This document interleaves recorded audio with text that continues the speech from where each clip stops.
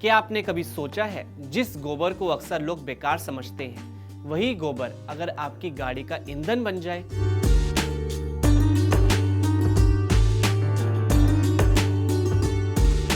यह है गुजरात का बनास बायो सीएनजी मॉडल।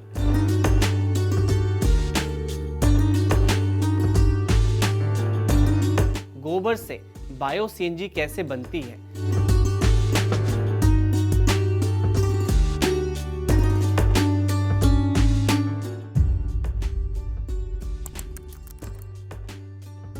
नमस्कार, मैं हूं दीपांशु अरोड़ा और आपके लिए लेकर आया हूं खुशखबरी। इस शो में हम आपको बताते हैं ऐसी कहानियां जो उम्मीद जगाती है और जिंदगी देखने का नजरिया बदल देती है। ऐसी कहानी मैं लेकर आया हूं। क्या आपने कभी सोचा है, जिस गोबर को अक्सर लोग बेकार समझते हैं, वही गोबर अगर आपकी गाड़ी का ईंधन बन जाए और किसानों की लाखों की कमाई करा दे? गुजरात में एक ऐसा मॉडल तैयार हुआ है जिसने कचरे को कमाई में बदल दिया है।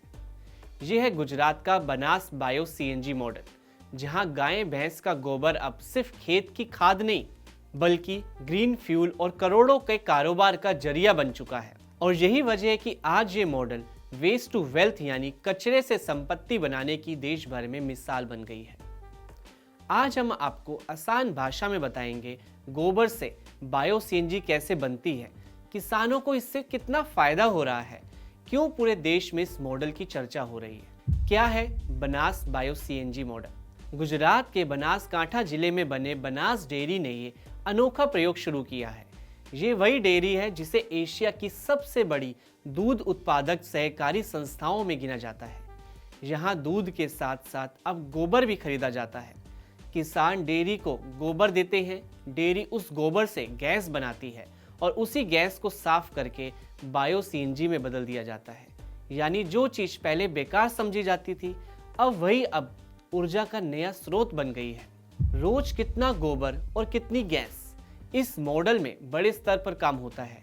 यहाँ हर दिन करीब 40 मीट्रिक टन गोबर को प्रोसेस किया जाता है, जिससे गैस और जैविक खाद तैयार होती है।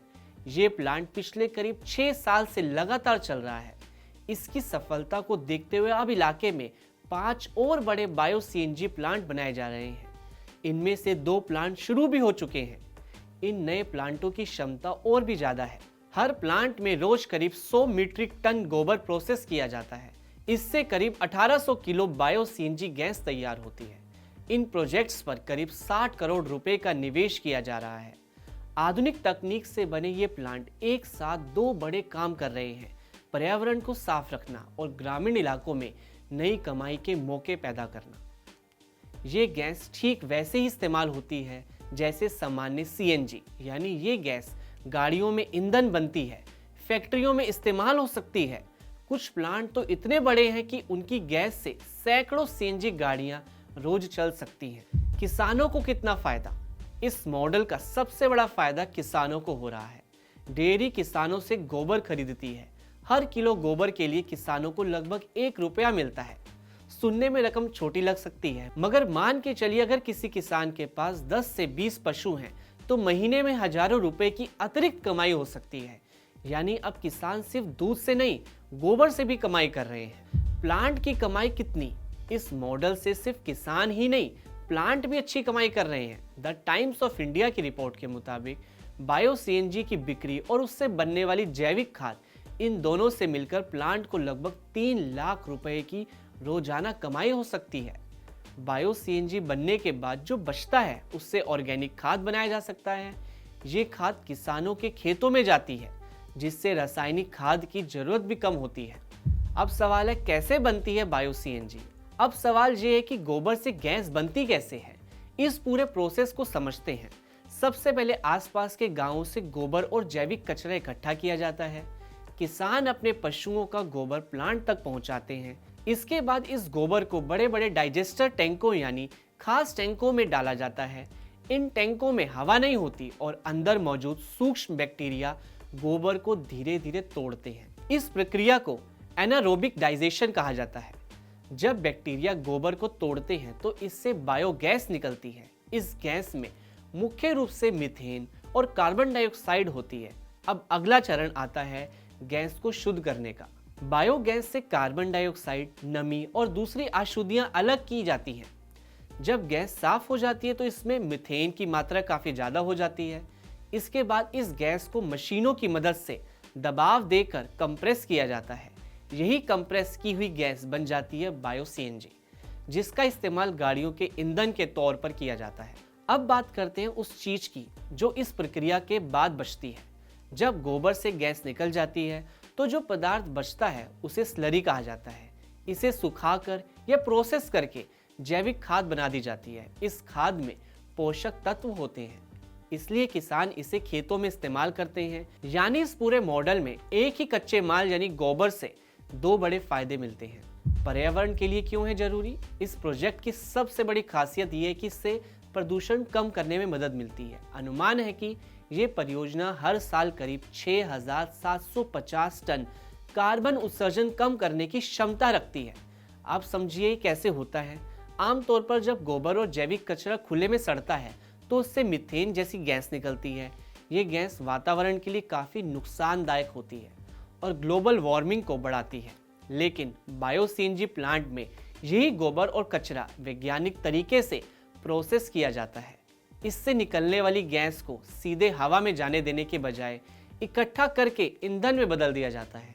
इसका मतलब ये हुआ कि जो गैस पहले प्रदूषण बढ़ाती थी वही अब साफ ऊर्जा बन जाती है। इसके साथ साथ इस प्रक्रिया से जैविक खाद भी तैयार होती है। इस खाद में बिल्कुल रसायन नहीं होते हैं, इसलिए खेतों के लिए ज़्यादा सुरक्षित मानी जाती है। इससे दो बड़े फायदे होते हैं। पहला, प्रदूषण कम होता है और पेट्रोल डीजल जैसे फॉसिल फ्यूल पर निर्भरता भी घट जाती है। यानी ये मॉडल ग्रीन और क्लीन एनर्जी दोनों को बढ़ावा देता है। पूरे देश में क्यों हो रही चर्चा? इस मॉडल की सफलता के बाद कई राज्य इसे अपनाने की तैयारी कर रहे हैं। केंद्र सरकार भी चाहती है कि दूध सहकारी समितियां इस मॉडल को अपनाएं। यानी भविष्य में हर बड़े डेयरी क्षेत्र में गोबर से बायो सीएनजी प्लांट देखने को मिल सकते हैं। केंद्रीय जल शक्ति मंत्रालय और सहकारिता विभाग के सहयोग से अब देश के करीब 15 राज्य इस मॉडल को अपनाने की दिशा में आगे बढ़ रहे हैं। मान लीजिए पंजाब और हरियाणा, जहां पशुपालन और डेयरी पहले से ही काफी मजबूत है, वहां भी ये मॉडल आसानी से लागू किया जा सकता है। राजस्थान और मध्य प्रदेश जैसे बड़े ग्रामीण राज्यों में भी गोबर की उपलब्धता बहुत ज्यादा है। अगर हर बड़े डेयरी इलाके में ऐसे बायो सीएनजी प्लांट लगते हैं तो किसानों को गोबर से भी कमाई होगी और शहरों को ग्रीन फ्यूल मिलेगा। ऐसे में देश में कचरे से ऊर्जा बनाने का एक बड़ा नेटवर्क तैयार हो सकता है। यानी आने वाले समय में गोबर सिर्फ खेत की खाद नहीं बल्कि भारत की ऊर्जा अर्थव्यवस्था का अहम हिस्सा भी बन सकता है। बताते चले कि गुजरात में बायो सीएनजी मॉडल की सफलता देखने के बाद अब दूसरे राज्य भी इसे अपनाने लगे हैं। इस कड़ी में उत्तर प्रदेश में भी बायो सीएनजी प्लांट लगने की शुरुआत हो गई है। प्रयागराज में राज्य का पहला बायो सीएनजी प्लांट शुरू किया गया है। इस प्लांट में शहर के जैविक कचरे और गोबर को इकट्ठा किया जाता है। गुजरात सरकार ने बायो सीएनजी प्रोजेक्ट की अहमियत को समझते हुए इसे अपने बजट में प्राथमिकता दी है। राज्य सरकार ने इसके लिए करीब 60 करोड़ रुपए अलग रखे हैं। इस पैसे से राज्य के दूध सहकारी संघों के जरिए नए बायो सीएनजी प्लांट लगाए जाएंगे। सरकार चाहती है कि डेयरी सेक्टर सिर्फ दूध बेचने तक सीमित न रहे बल्कि गोबर और जैविक कचरे से साफ ऊर्जा भी पैदा करे। योजना के तहत सरकार धीरे धीरे राज्य में करीब 10 नए बायो सीएनजी प्लांट लगाने की तैयारी कर रही है। बनासकांठा जिले में स्थापित बायो सीएनजी प्लांट इस मॉडल की सफलता का प्रमाण है। ये संयंत्र पिछले 6 सालों से सुचारू रूप से संचालित हो रहा है और प्रतिदिन 40 मीट्रिक टन गोबर के प्रसंस्करण की क्षमता रखता है। इस सफलता को देखते हुए अब क्षेत्र में 5 नए बड़े बायो सीएनजी प्लांट विकसित किए जा रहे हैं, जिसमें से 2 ने काम शुरू भी कर दिया है और एक अपने अंतिम चरण में है। प्रत्येक संयंत्र प्रतिदिन लगभग 100 मीट्रिक टन गोबर को प्रोसेस करता है। करीब 5055 करोड़ रुपए की लागत से तैयार ये प्लांट आधुनिक तकनीक और टिकाऊ इंफ्रास्ट्रक्चर का उदाहरण है, जो पर्यावरण संरक्षण और आर्थिक विकास को साथ साथ आगे बढ़ाते हैं। तो कुल मिलाकर जिस गोबर को अक्सर बेकार समझा जाता था, आज वही भारत की ग्रीन इकोनॉमी का हिस्सा बन चुका है। गुजरात का बनास बायो सीएनजी मॉडल दिखाता है कि अगर सही सोच और टेक्नोलॉजी मिल जाए तो कचरा भी करोड़ों की कमाई बन सकता है। और शायद यही है आत्मनिर्भर भारत और वेस्ट टू वेल्थ की असली तस्वीर।